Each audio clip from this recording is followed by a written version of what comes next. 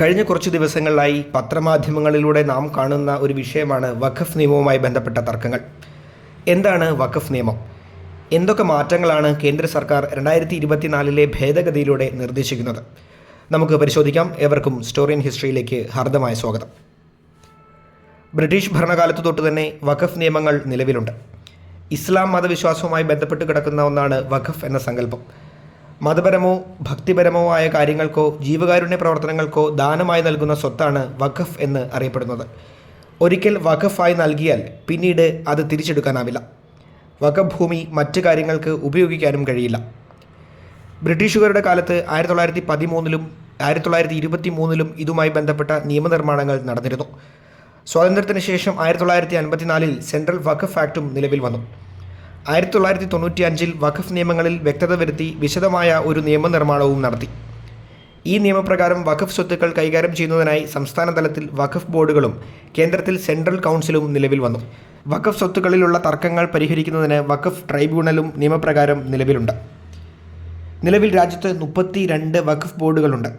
9.4 ലക്ഷം acre വിസ്തൃതിയിലുള്ള 8.7 ലക്ഷം property വഖഫ് ബോർഡുകളുടെ നിയന്ത്രണത്തിലുണ്ട്. അതിൻ്റെ ആകെ മൂല്യമായി കണക്കാക്കിയിരിക്കുന്നത് 1.2 ലക്ഷം കോടി രൂപയാണ്. നിലവിലെ നിയമം അടിമുടി പൊളിച്ചെഴുതി പുതിയ വഖഫ് നിയമം കൊണ്ടുവരുന്നതിനാണ് 2024 ഭേദഗതിയിലൂടെ കേന്ദ്ര സർക്കാർ ലക്ഷ്യമിടുന്നത്. പുതിയ നിയമത്തിൽ വ്യവസ്ഥ ചെയ്യുന്ന ഭേദഗതികളിൽ ഏറ്റവും പ്രധാനപ്പെട്ടവ ഇനി പറയുന്നവയാണ്. 1. നിലവിലെ നിയമപ്രകാരം ആർക്കും തൻ്റെ സ്വത്ത് വഖഫായി നൽകാം. എന്നാൽ പുതിയ നിയമ ഭേദഗതിയിൽ ഇതിൽ തിരുത്തുണ്ട്.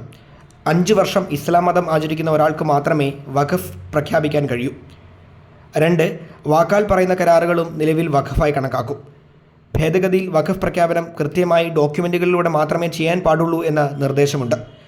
3. നിലവിലെ നിയമപ്രകാരം ദീർഘകാലം മറ്റൊരാളുടെ സ്വത്ത് അനുഭവിച്ചു വന്നിരുന്ന ഒരു മുസ്ലിം വിശ്വാസിക്ക് കൈവശാധികാരം പറഞ്ഞ് ആ സ്വത്ത് വഖഫായി പ്രഖ്യാപിക്കാം. പുതിയ നിയമം ഈ വ്യവസ്ഥ എടുത്തു കളയുന്നു. ഒരു സ്വത്ത് വഖഫാണോ എന്ന് അന്വേഷിച്ച് തീരുമാനമെടുക്കാൻ നിലവിലെ അധികാരമുള്ളത് വഖഫ് ബോർഡിനാണ്. പുതിയ നിയമം ഇത് എടുത്തു കളയുന്നു. സർവേ നടപടികൾക്ക് നിലവിൽ ഒരു സർവേ കമ്മീഷണറെയും അഡീഷണൽ കമ്മീഷണറെയും നിയമിക്കാം. പുതിയ ബില്ലിൽ സർവേ നടത്തുവാനുള്ള അധികാരം ജില്ലാ കളക്ടർമാർക്കാണ്. കേന്ദ്ര വഖഫ് കൗൺസിൽ ഘടനയിലും സമൂലമായ മാറ്റം ഭേദഗതിയിൽ ശുപാർശ ചെയ്യുന്നു.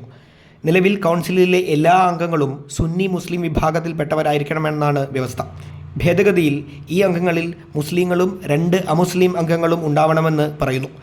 എല്ലാ മുസ്ലിം വിഭാഗങ്ങൾക്കും 2 സ്ത്രീകൾക്കും പ്രാതിനിധ്യം നൽകണം.